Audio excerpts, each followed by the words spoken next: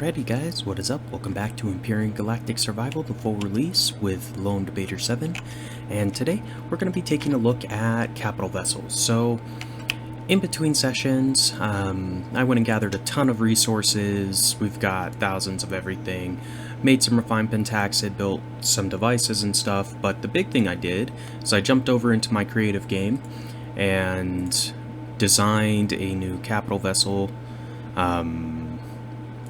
template. So this guy right here, it doesn't have anything inside of, like, it has like generators and detectors, warp core, that kind of stuff, but it doesn't have like constructors, O2 station, any of those things built inside of this template. However, it's only an unlock level of 10 because of that. So I went ahead and built this guy. I've got it ready to spawn. We're gonna go ahead and do it. So let's try that. Cool. So its landing gear comes down, pretty awesome. It's got this little ramp guy. Should let us get up. Oh, it's not quite long enough. Oh well, it's fine. We can probably make that with the jetpack, yeah. So we're just gonna hop on in, because I went ahead and built all the devices I'm gonna want for this by hand. It just is a little bit easier in my opinion, because you can do stuff like this. I am going to throw a wireless point inside of this so I can move my whatchamacallit, items from a distance. So there's that. Cool. Let's put down the fridge and the food processor, and I did get some projectile turrets to throw on this guy as well. So we're going to have the processor like that, the fridge can go like that. Cool. So if I go in, I'm pretty sure this is going to have enough space. I forgot to check, but if we go to the CPU, yeah, we still have like 250,000 worth that we can play with, so it shouldn't be a big deal. I do have a container controller, but it's pretty damn small, honestly. We might swap that around then, because I'll want to be able to carry more than just that inside of a capital vessel. But let's do this. I'm gonna go build, well, first let's fuel this. So fill, cool. So we've got a ton of fuel. Everything's maxed out, 120% in the fuel tank on the pentaxid, so no worries. We're gonna throw in these guys because that's what these turrets take, the projectile turrets, and we're just gonna run over to our base real quick. Build a, I guess we could just build like a cargo box. That probably will work. So hop in the constructor, go to devices, capital vessel, and we'll just build 2 of them. We'll sneak them underneath the warp core, I think. Should do pretty good. Outside of that, I mean, this is the resources that we've got right now, so like I said, quite a bit. I was making a little bit more ammo for our defense towers, so I guess I can grab this and... Or, well, you know what? I don't want to run that out there right now. We're going to go into space, so let's go back over here, and I'm just going to hook up a couple of projectile turrets on the side. So this just kind of helps defend the ship a little bit, because there are enemies in space. With capital vessels, you end up with... what do you call it? Turrets instead of, you know, like Gatling guns and stuff. So I'm just going to put a few like this. I want to put one up on the top, so what I'm going to do is hop into my drone, fly up to the top, and we're going to position this one facing forward, I think. Yeah, like that. So there we go. We got our turrets placed, so that's good. We've got weapons on there. We almost have all of our miscellaneous stuff figured out. We just gotta get back in. And you know what? Let's see if we can fix this ramp, because that's actually something fairly easy to do.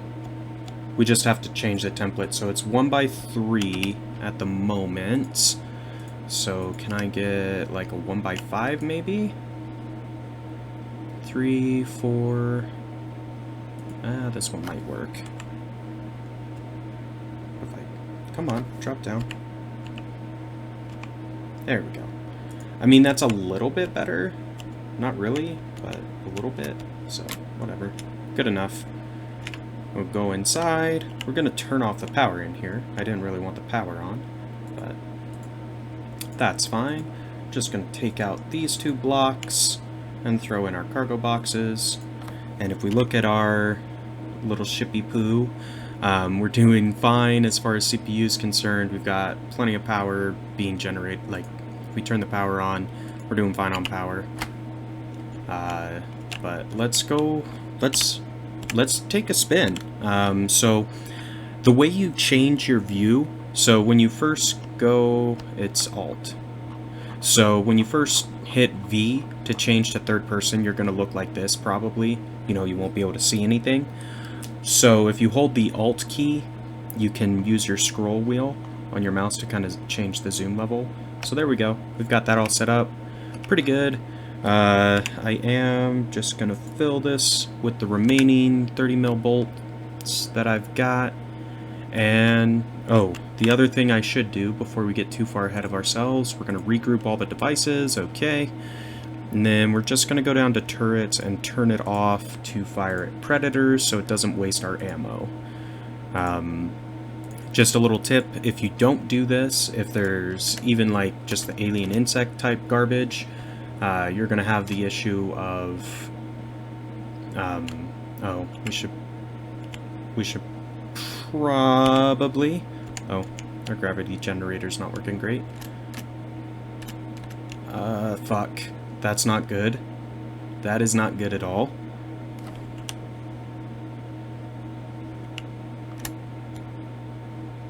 Come on, I don't know how I'm going to get out of this, in all honesty. So let me do this. We're just gonna come back once I get out of this. Alrighty guys, so we made it back out of the warp core. We're still too hot, but that's alright, not a big deal. So let's go ahead and get into orbit, and kind of what you do once you have a capital vessel. You can do a lot of different things, obviously. So you can fly around like you do with your small vehicle and gather asteroids, scout planets, that kind of stuff inside your star system. Or with these, they can jump up to 30 light years is their max. So you can go to different star systems, which is what we're going to take a look at, or at least view the map. We might jump to one just to kind of show you how it works. So it's got a detector just like the other stuff, not a big deal. So here we are in our little garbage ship floating around in space. Pretty awesome. This is realistically where the game starts to get interesting, because you can basically access all the content at this point. What I should have done before we took off is grab some resources and filled our cargo boxes, but that is okay.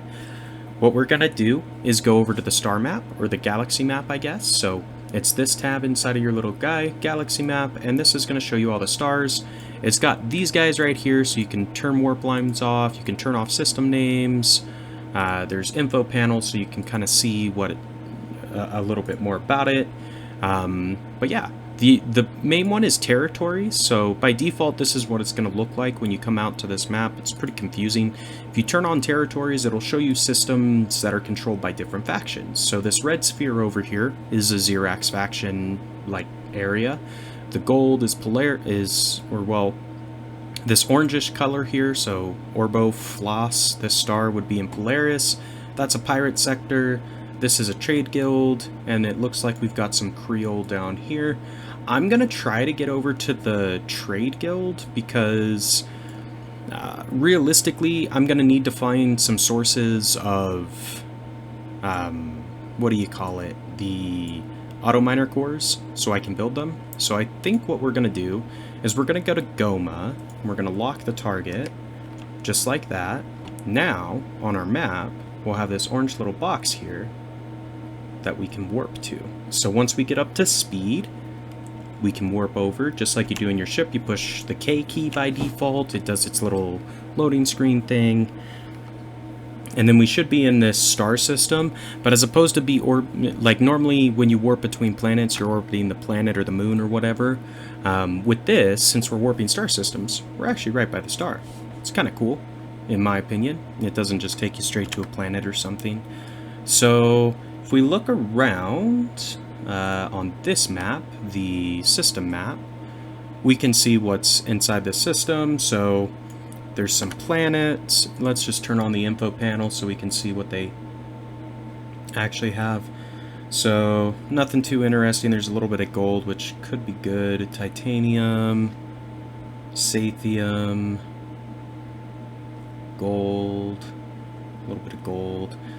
Really, these asteroid belts are where you want to go. So what is this? Empty space. Interesting. That's probably Neo. Right there. Yeah, Neo. Okay, cool. Alright, nothing too interesting. So we're going to warp to another star because I want to get down to this light blue or teal sphere. So we're going to go to Al A Wosin next. And the good thing is, since I've got a marker on my base, I will be able to get back to my star system even after we go away. Like, it'll tell me what direction to travel and all that kind of stuff. So bear that in mind. You might want to set a waypoint on your home system so you can make it back after you go warping around. But anyway, also in between episodes I did do some faction and some faction reputation building. So I am now friendly with the Polaris and the Talon, which is good. I'm really happy about that, actually. So now I can harvest resources from their respective territories without taking any reputation damage. And if they happen to have a teleporter somewhere, I can use it for free to travel to any of the locations that it can go to or whatever. So that's pretty cool. So it looks like Danta is going to be the first system we're going to make it to inside of the Trade Guild space. Should be pretty cool. Now, I believe with the full release, they've added in, like, missions and stuff like that. If you go to the trade stations, there's, like, people you can talk to that might give you, like, a little quest or something. I don't know. We'll see if that's actually the case. That might just be a Project Eden thing, which is totally fine if it is. But I'm hoping that they actually added it into the regular game. So this guy right here is going to be a trade station. So that's where that's where I want to go anyway. There's obviously planets, moons, and asteroid fields, all that nice stuff if you're looking for resources. But honestly, I've got a fair amount of resources. More or less, I'm just looking for ways to build up XP so I can unlock more stuff. One really good way to do that is actually just, you know, explore a little bit, because when you discover stuff, it will give you a little bit of XP. It's like 140. We'll see what it ticks over to be. There we go. 300 XP per discovery, at least at in a capital vessel in space. That's what you're gonna get. So there's a freighter. Don't really care about that. I really just want to find the station. So this is a way station, but I don't know if that's actually what we're looking for or not. But guys, that is basically my way, or our first capital vessel in full release right here. We've got warp capabilities. We can go to different stars and do all that fun stuff.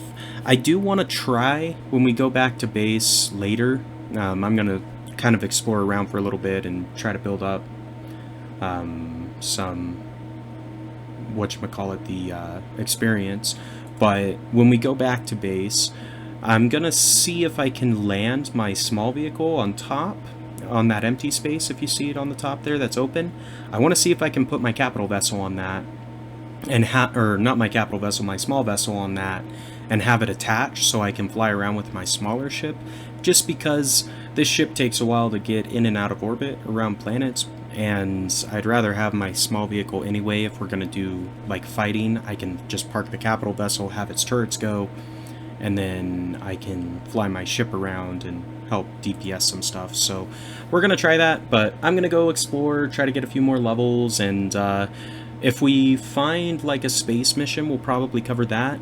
I do want to go into Xeraxian space as well and do a little bit of raiding, just because there isn't any Xerax on our starting planet, as far as I could tell.